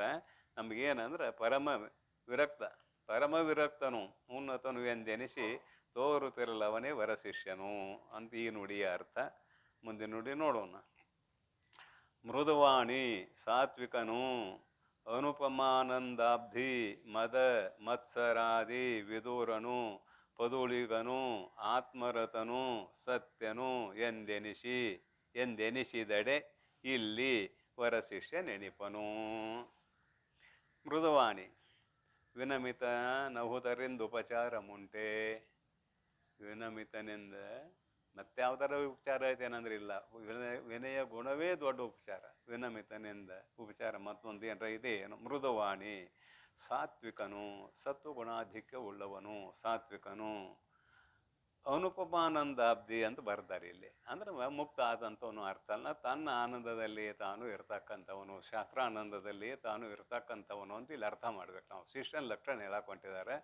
ಅವಾಗ ನಾವು ಅನುಪಮಾನಂದ ಅಂತ ಅದಕ್ಕೆ ಅರ್ಥ ಮಾಡಿದೀವಿ. ಅಂದರೆ ಬ್ರಹ್ಮ ಸಾಕ್ಷಾತ್ಕಾರ ಮಾಡಿಕೊಂಡವನಿಗೆ ಯಾವ ಆನಂದವು ಪ್ರಾಪ್ತವಾಗುತ್ತದೆಯೋ ಉಪನಿಷತ್ತಿನ ಪ್ರಕಾರ ಅದು ಬ್ರಹ್ಮಾನಂದ. ಅದು 11ನೇ ಸ್ಟೆಪ್ ಮಾಡ್ಯಾರ. ವಿಷಯಾನಂದದಿಂದ ಬ್ರಹ್ಮಾನಂದ 11ನೇ ಸ್ಟೆಪ್ ಮಾಡ್ಯಾರ. ಒಂದಕ್ಕಿಂತ ಒಂದು 100 ಪಟ್ಟು ದೊಡ್ಡ, ಒಂದಕ್ಕಿಂತ ಒಂದು 100 ಪಟ್ಟು ದೊಡ್ಡ. ಆ ಆನಂದ ಅಲ್ಲ ಇಲ್ಲಿ. ತನ್ನ ಶಾಸ್ತ್ರಾನಂದದಲ್ಲಿಯೇ ಆತನು ರಮಮಾನವಿರ್ತಾನೆ. ಅಂದರೆ ಯಾವಾಗಲೂ ಶಾಸ್ತ್ರದಲ್ಲಿಯೇ ಮುಳುಗಿರುತ್ತಾನೆ ಅಂತ ಅಭಿಪ್ರಾಯ, ಮತ್ತೇನಿಲ್ಲ. ಯಾವಾಗಲೂ ಅಂದ್ರೆ ಮಾಡುವಂಥ ಕೆಲಸ ಮಾಡ್ತಾನೆ. ಮತ್ತು ಅದನ್ನೆಲ್ಲ ಕೂಡಿಸ್ಬೇಡ್ರಿ ನೀವು. ಸ್ನಾನ ಮಾಡಬೇಕು, ಗುರು ಸೇವೆ ಮಾಡಬೇಕು, ಊಟ ಮಾಡಬೇಕು. ಆದ್ರೆ ಹೊರಗಿನ ವಿಷಯಗಳ ಕಡೆಗೆ ಮನಸ್ಸನ್ನು ಕೊಡದೆ ಯಾವಾಗಲೂ ಆತ್ಮಾನಂದದಲ್ಲಿ ಇರುತ್ತಾನೆ. ಅಂದರೆ ತನ್ನ ಆನಂದದಲ್ಲಿ ತಾನು ಇರುತ್ತಾನೆ. ಅನುಪಮಾನಂದಾಬ್ಧಿ ಮದ ಮತ್ಸರಾದಿ ಆದಿಪದ ಹಾಕಿರೋ. ಕಾಮ, ಕ್ರೋಧ, ಲೋಭ, ಮೋಹ, ಮದ, ಮತ್ಸರ ಇವು 6 ವೈರಿಗಳು ಹೇಳ್ಕೊಂಬಂದಾರಲ್ಲ. ನಿಮಿತ್ತವೆನಿಪ ವೈರಿಗಳು ಇವು, ನಿಮಿತ್ತವಿಲ್ಲದೆ ಇರುವಂಥ ವೈರಿಗಳು. ಮದ ಮತ್ಸರಾದಿ ವಿದೂರನು, ಇವನಲ್ಲಿ 6 ದುರ್ಗುಣಗಳು ಇಲ್ಲ. ಮದ ಮತ್ಸರಾದಿ ದುರ್ಗುಣಗಳು ಇಲ್ಲ. ಪದುಳಿಗನು ಮತ್ತು ಬಂತ. ಪದುಳಿಗನು ಹೊಂದಿಕೊಳ್ಳುವ ಸ್ವಭಾವದವನು. ಪದು ಶಬ್ದಕ್ಕೆ ಹೊಂದಿಕೆ ಅಂತ ಒಂದು ಅರ್ಥ ಇದೆ. ಎಲ್ಲರಲ್ಲಿ ಹೊಂದಿಕೊಳ್ಳುವ ಸ್ವಭಾವದವನು ಪದುಳಿಗನು. ಪದುಳಿಗನು. ಆಮೇಲೆ ಆತ್ಮರತನು ಮತ್ತು ಬಂತ. ಆತ್ಮರತನು ಪರಮಾನಂದಾಬ್ಧಿ ಅಂದ್ರ ಮೇಲೆ ಇಲ್ಲಿ ಆತ್ಮರತನು, ಆತ್ಮನನ್ನೇ ತಿಳಿಯಬೇಕೆಂಬ ಇಚ್ಛೆಯುಳ್ಳವನು ಇಲ್ಲಿ ಅಭಿಪ್ರಾಯ ಬರಿತದ. ಉಪನಿಷತ್ ಹೇಳ್ತಾರೆ, ನಾಯಮಾತ್ಮ ಪ್ರವಚೈರಣ ಲಭ್ಯ ನ ಮೇಧಯ ನ ಬಹುನಾ ಶ್ರುತೇನ ಯಮೇ ವೈಷಋಣತೆ ತೇನ ಲಭ್ಯ ತಸ್ಯೈಷ ಆತ್ಮ ವಿವೃಣುತೆ ತನೂಂ ಸ್ವಾಮ್ ಅಂತ ಒಂದು ಉಪನಿಷತ್ತಿನ ಮಂತ್ರ. ಯಾವನು ಗುರುಗಳ ಬಳಿಗೆ ಬಂದು ಯಾತಕ್ಕೆ ಬಂದ? ಶಾಸ್ತ್ರ ಹೇಳ ಕಲಿತು ಆರಾಮ್ ಜೀವನ ಮಾಡೋನು ಅನ್ನುವುದಕ್ಕೆ ಬಂದ ಅಂದ್ರೆ ಅಲ್ಲ. ಮತ್ತು ಯಾತಕ್ಕೆ ಗುರುಗಳ ಬಳಿಗೆ ಬಂದ ಅಂದ್ರೆ ತನ್ನ ಸ್ವರೂಪವನ್ನೇ ತಿಳಿದುಕೊಳ್ಳುವುದಕ್ಕಾಗಿ ಬಂದನಲ್ಲದೆ ಬೇರೆ ಮಠಮಾನ್ಯಾದಿಗಳನ್ನು ಬಯಸುವುದಕ್ಕಾಗಿ ಬಂದವನು ಅಲ್ಲ. ಮಠಮಾನ್ಯಾದಿಗಳನ್ನು ಬಯಸುವುದಕ್ಕಾಗಿ ಬಂದವ ಅಲ್ಲ. ಕೇವಲ ಆತ್ಮನನ್ನು ತಿಳಿವಿಚ್ಚಿರಬೇಕು. ಅದು ಬರೀತಾರೆ, ನ ಆತ್ಮ ಪ್ರವಚನೇನ ಲಭ್ಯ. ಪ್ರವಚನ ಮಾಡೋದ್ರಿಂದ ಸಿಗೋದಿಲ್ಲ. ನ ಮೇಧಯ, ಭಾಳ ಬುದ್ಧಿವಂತ, ಎಲ್ಲ ಕಂಠಪಾಠ ಇದಾವ. ನ ಪ್ರವಚನ ಏನು, ನಾ ಯಮಾತ್ಮ ಪ್ರವಚನ ನ ಮೇಧಯ. ಮತ್ತು ಎಂ ಏವ ವೃಣುತೆ, ಯಾವ ಆತ್ಮ ತತ್ವವನ್ನೇ ತಿಳಿದುಕೊಳ್ಳಬೇಕೆಂಬ ಇಚ್ಛೆಯಿಂದ ಬಂದಿದ್ದಾನೆಯೋ ಅವನಿಗೆ ಆತ್ಮ ತನ್ನ ಸ್ವರೂಪವನ್ನು ತೋರಿಸುತ್ತಾನೆ. ಅಂದರೆ ಅಜ್ಞಾನ ಎಲ್ಲ ಪರಿಹಾರ ಆಗ್ತದಂತ ಅಭಿಪ್ರಾಯ, ಮತ್ತೇನಿಲ್ಲ. ಮೃದುವಾಣಿ ಆಯಿತು. ವಿದೂರನು ಏನಾಯಿತು? ಮದಮತ್ಸರಾದಿ ವಿದೂರನು, ಪದುಳಿಗನು, ಆತ್ಮರಥನು ಇಲ್ಲಿವರೆಗೆ ಆಯಿತು. ಸತ್ಯನು ಎಂದೆನಿಸಿ, ಸತ್ಯ ಇದ್ದದ್ದನ್ನು ಇದ್ದಂತೆ ಹೇಳೋದು, ಪರಂತು ಅದು ಪ್ರಿಯವಾಗಿರಬೇಕು, ಅಪ್ರಿಯವಾಗಿರಬಾರದು. ಸತ್ಯ ಪ್ರಿಯವಾಗಿರಬೇಕು. ಸತ್ಯಂ ಬ್ರೂಯಾತ್ ಪ್ರಿಯಂ ಬ್ರೂಯಾತ್, ಪ್ರಿಯವಾಗಿರಬೇಕು. ಸತ್ಯನು ಎನಿಸಿದಡೆ ಸತ್ಯನು ಎಂದು ಹೇಳಿಸಿಕೊಂಡರೆ ಇಲ್ಲಿ ವರಶಿಷ್ಯನು ಎನಿಪನು. ಗುರುಕುಲದಲ್ಲಿ ಆತನಿಗೆ ವರಶಿಷ್ಯ ಅನ್ನುವಂತಹ ಪದವಿಯು ಪ್ರಾಪ್ತವಾಗುತ್ತದೆ. ಗುರು ಪರಮೇಷ್ಠಿ, ಗುರುರ್ಬ್ರಹ್ಮ ಗುರುರ್ವಿಷ್ಣು ಗುರುರ್ದೇವೋ ಮಹೇಶ್ವರ ಗುರು ಸಾಕ್ಷಾತ್ ಪರಬ್ರಹ್ಮ ತಸ್ಮೈ ಶ್ರೀ ಗುರುವೇ ನಮಃ ಅನ್ನುವ ಮಂತ್ರದ ಅರ್ಥ ಈ ನುಡಿಯಲ್ಲಿ ಐತಿ. ಹೆಚ್ಚಿಗೇನು ಹೇಳೋದಿಲ್ಲ. ಇಲ್ಲಿ ನೋಡ್ರಿ, ಗುರು ಪರಮೇಷ್ಠಿ ಅಂದ್ರೆ ಬ್ರಹ್ಮ, ಸದ್ಗುರು ಶೌರಿ ಅಂದರೆ ವಿಷ್ಣು, ಗುರು ತಾನೇ ಗಿರಿಜಾಧಿಪತಿ ಅಂದ್ರೆ ಈಶ್ವರ ಮಹೇಶ್ವರ. ಆಮೇಲೆ ಗುರು ಪರತತ್ವ, ಸಾಕ್ಷಾತ್ ಪರಬ್ರಹ್ಮ ಅಂತೀವಲ್ಲ ಮಂತ್ರದಾಗ, ಗುರು ಸಾಕ್ಷಾತ್ ಪರಬ್ರಹ್ಮ, ಗುರುವೇ ಪರತತ್ವ. ಗುರು ವಿಶ್ವವೆಂದು, ಆ ಪರಮಾತ್ಮನ ಸ್ವರೂಪವೇ ಗುರು, ಗುರುವೇ ಈ ಜಗದಾಕಾರದಲ್ಲಿ ತೋರುತ್ತಿದ್ದಾನೆ. ಗುರುಗಳು, ಈ ಜಗತ್ತು ಗುರುಗಳನ್ನು ಬಿಟ್ಟು ಇಲ್ಲವೇ ಇಲ್ಲ ಅಂದ್ರೆ ಬ್ರಹ್ಮ ಅನ್ನುವ ಅರ್ಥದಲ್ಲಿ. ಗುರು ವಿಶ್ವವೆಂದು ನಂಬಿರಲ್ ವಿಶ್ವಾಸವನ್ನು ಇಟ್ಟಿರಲು, ಕಾಂತೆ ಅಲೈ ಮೈತ್ರೇಯೇ ವರ ಶಿಷ್ಯನು ಎಂದು ನೀನರಿಬೋದು. ಅವನೇ ಶ್ರೇಷ್ಠನಾದ ಶಿಷ್ಯ. ಯಾಕಂದ್ರೆ ಮಂತ್ರ ಎಲ್ಲರೂ ಹೇಳತ್ತೇವಲ್ಲ, ಗುರುರ್ ಬ್ರಹ್ಮ ಗುರುರ್ ವಿಷ್ಣು ಗುರುರ್ ದೇವೋ ಮಹೇಶ್ವರ, ಇದನ್ನೆಲ್ಲರೂ ಹೇಳತ್ತೇವೆ. ಅಂದ್ರೆ ಗುರುವಿನಲ್ಲಿ ಸಗುಣ ಬ್ರಹ್ಮವನ್ನೂ ನೋಡಬೇಕು, ನಿರ್ಗುಣ ಬ್ರಹ್ಮವನ್ನೂ ನೋಡಬೇಕು ಅಂತ ಇದರ ಅರ್ಥ. ಉಪದೇಶ ಮಾಡುವಾಗ ಸಗುಣ ಬ್ರಹ್ಮ, ತನ್ನ ಸ್ಥಿತಿಯಲ್ಲಿ ಉಳಿದಾಗ ನಿರ್ಗುಣ ಬ್ರಹ್ಮ. ಗುರುವಿನಲ್ಲಿ ಇದೆರಡೂ ಇದೆ ಅನ್ನುವುದನ್ನು ನೋಡಬೇಕು ಅನ್ನುವ ಅರ್ಥ ಈ ನುಡಿಯಿಂದ. ಹಾಗೆಯೇ ಗುರುವೇದ ಶಾಸ್ತ್ರಾಳಿ ಗುರುದೈವ ತೀರ್ಥಾಳಿ ಗುರುಬಂಧು ಬಾಂಧವಾಳಿಗಳೆಂದು ಗುರುಪಾದವನೇ ನಂಬಿ ಪಿರಿದು ಸೇವಿಸುತ್ತ ಇರೇ ವರಶಿಷ್ಯನವನು ಅಂಬುಜಾನನೇ. ಆಯಿತು. ಪದ್ಮದಂತಹ ಮುಖವುಳ್ಳವಳೆ ಗುರುವೇ ವೇದಶಾಸ್ತ್ರಾಳಿ, ಸಕಲ ವೇದಶಾಸ್ತ್ರಗಳು ಗುರು. ಗುರುವಿನನ್ನು ಬಿಟ್ಟು ವೇದಶಾಸ್ತ್ರಗಳಿಲ್ಲ. ಗುರುವೇ ಸಕಲ ವೇದಶಾಸ್ತ್ರಾಳಿ. ವೇದ ನೀವು ಶಾಸ್ತ್ರಗಳನ್ನು 6 ಶಾಸ್ತ್ರ ಅಂತ ಅಂಗೀಕಾರ ಮಾಡಿರಿ. 6 ಶಾಸ್ತ್ರಗಳು ಅಥವಾ 12 ಶಾಸ್ತ್ರಗಳಂತಾದರೂ ಅಂಗೀಕಾರ ಮಾಡಿರಿ ಅಂತ ತಪ್ಪಿಲ್ಲ. ಎಲ್ಲ ಶಾಸ್ತ್ರಗಳು ಗುರು ವೇದಶಾಸ್ತ್ರಾಳಿ. ವೇದ ಅಂದರೆ 4 ವೇದ, ಆರೋಗ್ಯ ಜೀವ ಅಥರ್ವ ಸಾಮ, 4 ವೇದಗಳು, ಷಡಂಗಗಳು. ಶಾಸ್ತ್ರ ಅಂದಾಗ ಅದು ಎಲ್ಲ ಬರ್ತದೆ. ಷಡಂಗಗಳು ಗುರು ವೇದಶಾಸ್ತ್ರಾಳಿ. ಗುರುದೈವ, ಗುರುವೇ ದೈವ.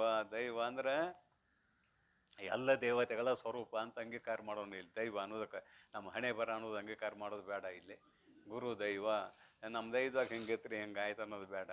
ಗುರು ದೈವ, ದೇವತೆಗಳು, ಎಲ್ಲ ದೇವತೆಗಳು ಅಂತ ಅರ್ಥ ಮಾಡ್ರಿ. ತೀರ್ಥಾಳಿ, ಏನು ಪುಣ್ಯ ತೀರ್ಥಗಳು ಅಂತ ಅಂಗೀಕಾರ ಮಾಡಿದೇವಲ್ಲ, ಕಾಶಿ ಗೋಕರ್ಣ ಮೊದಲಾದ 68 ಪುಣ್ಯ ತೀರ್ಥಗಳು ಅಂತ ಬಸವಣ್ಣವ್ರು ಹಾಡ್ಯಾರ. 68 ಪುಣ್ಯ ತೀರ್ಥಗಳಿದಾವಂತ ನಮ್ಮ ಭಾರತದಲ್ಲಿ. ಏನು ಕರ್ನಾಟಕದಲ್ಲೋ ಗೊತ್ತಿಲ್ಲ. ಕಾಶಿ ಸೇರಿಸ್ಕೊಂಡಿದ್ದಾರೆ ಅಂದ್ರೆ ನಮ್ಮ ಭಾರತದಲ್ಲಿ ಅಂತ ಅಂಗೀಕಾರ ಮಾಡಬೇಕು. 68 ಅಂತ ಅವರೊಂದು ಅಂಕಿ ಕೊಟ್ಟಾರ, 68 ಅಂತ ಕೊಟ್ಟಾರ. 68 ತೀರ್ಥಗಳು ಅಂತ. ದೇವರಲ್ಲ, ಕಲ್ಲು ದೇವರು ದೇವರಲ್ಲ, ಮರ ದೇವರು ದೇವರಲ್ಲ ಅನ್ನೋ ವಚನದಲ್ಲಿ ಗೋಕರ್ಣ, ಕಾಶಿ ಮೊದಲಾದ 68 ಪುಣ್ಯ ತೀರ್ಥಗಳಲ್ಲಿರುವ ದೇವರೂ ದೇವರಲ್ಲ, ತನ್ನರಿದಡೆ ತಾನೇ ದೇವನೋಡ ಅಪ್ರಮಾಣ ಕೂಡಲು ಸಂಗಮ ದೇವ ಅಂತ ವಚನ ಮುಗಿತದೆ. ಅಂತೂ ದೈವ ಅಂದ್ರೆ ಇಲ್ಲೇ ಅನೇಕ ದೇವತೆಗಳು. ತೀರ್ಥಾಳಿ, ಅನೇಕ ತೀರ್ಥಗಳು. ಗುರು ಗುರು ಇದೆಲ್ಲ ಗುರುವೇ ಆಗ್ಯಾನ. ಗುರು ಏನಾಗ್ಯಾನ ಅಂದ್ರೆ ಇಷ್ಟ ಅಲ್ಲ, ಬಂಧು ಬಾಂಧವಾಳಿಗಳು. ಗುರುವೇ ಬಂದು, ತಂದೆ ನೀನು, ತಾಯಿ ನೀನು, ಬಂಧು ನೀನು, ಬಳಗ ನೀನು ಅಂತ ಬಸವಣ್ಣವರು ಹಾಡಿದಂತೆ ತ್ವಮೇವ ಮಾತಾ ಚ ಪಿತಾ ತ್ವಮೇವ, ತ್ವಮೇವ ಬಂಧುಶ್ಚ ಸಖಾ ತ್ವಮೇವ, ತ್ವಮೇವ ವಿದ್ಯಾ ದ್ರವಿಣಂ ತ್ವಮೇವ ಅಂತ ಪರಮಾತ್ಮನನ್ನು ಹೊಗಳುವಂಥ ಶ್ಲೋಕ ಇವೆಲ್ಲವೂ ಇಲ್ಲಿ ಕ್ರೋಢೀಕೃತ ಆಗ್ತಾವೆ. ಗುರು ಬಂಧು ಬಾಂಧವಾಳಿಗಳು ಎಂದು ಗುರುಪಾದವನ್ನೇ ನಂಬಿ, ಪಾದವನ್ನೇ ನಂಬಿ, ಗುರುಗಳ ಪಾದ ಕಮಲಗಳಲ್ಲಿ ದೃಢವಾದ ಭಕ್ತಿಯನ್ನು ಇಟ್ಟುಕೊಂಡು, ವಿಶ್ವಾಸವನ್ನಿಟ್ಟುಕೊಂಡು ಪಿರಿದು ಸೇವಿಸುತ್ತೀರೆ. ಪಿರಿದು ಗುರುಗಳು ಹೇಳಿದ್ದನ್ನು ಮಾಡೋದಲ್ಲ, ತಿಳಿದು ಮಾಡೋದು. ಸೇವಿಸುತ್ತೀರಿ ಅಂದರೆ ತಾನೇ ತಿಳಿದು ಮಾಡುವುದು. ಇವು ಉತ್ತಮ ಶಿಷ್ಯ.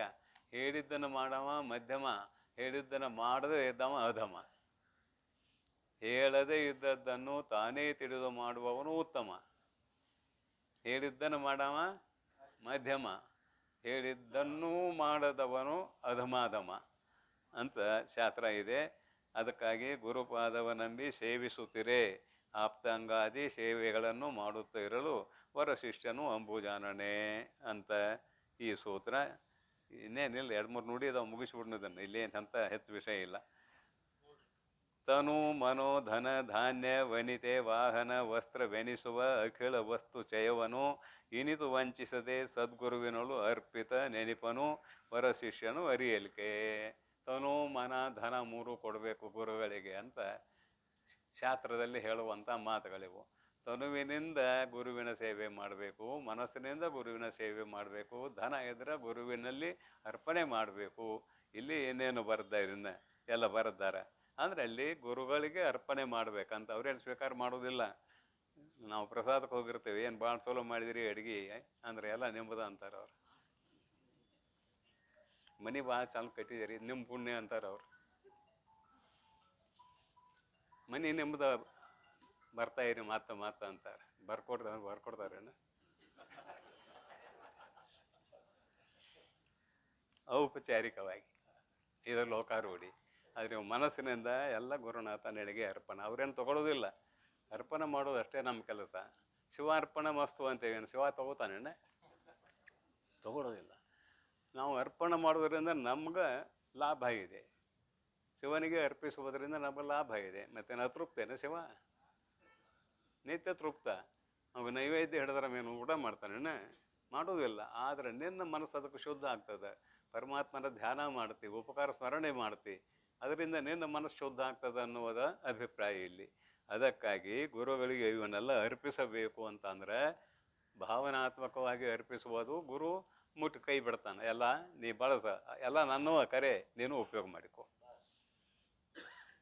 ನೋಡ್ರಿ ಏನಾದರೂ ತನು, ಮನಸ್ಸು, ಧನ, ಧನ ಅಂದ್ರೆ ಹಣ, ಧಾನ್ಯ ಅಂದ್ರೆ ಕಾಳು ಕಡಿ, ವನಿತೆ ಅಂದ್ರೆ ಸ್ತ್ರೀ, ವಾಹನ ಅಂದರೆ ಕತ್ತು ಕುದುರೆ ಆಗಲಿ ಏನಾರಾಗಲಿ ಆಗಿನ ಕಾಲದಾಗ, ವಸ್ತ್ರ ಬಟ್ಟೆಗಳು, ಎನಿಸುವ ಅಖಿಲ ವಸ್ತು ಚಯವನು, ಇವನಲ್ಲಿರುವಂಥ ಎಲ್ಲ ವಸ್ತುಗಳಾಗಿಬಿಟ್ಟು ಈಗ ಈ ಸಮೂಹವನ್ನು ಇನಿತು ವಂಚಿಸದೆ, ಸ್ವಲ್ಪವೂ ವಂಚನೆ ಮಾಡದೆ ಸದ್ಗುರುವಿನಳು ಅರ್ಪಿತ ನೆನಪನು, ಗುರುವಿಗೆ ಇವೆಲ್ಲವುಗಳನ್ನು ಕೊಟ್ಟವನು ಎಂದು ಹೇಳಿಸಿಕೊಳ್ಳುವವನು ವರಶಿಷ್ಯನು ಅರಿಯಲ್ಕೆ. ಗುರುವನು ಉಳಿದು ಮಿಕ್ಕವರನು ಆಶೆಗೈಯದೆ. ಇದು ಬೇಡ, ನಾಳೆ ಹೇಳ್ತೇನೆ ಅದನ್ನು. ಇಲ್ಲಿಗೆ ಸಾಕು. ಮಹಾರಾಜ್ ಕಿ ಜೈ.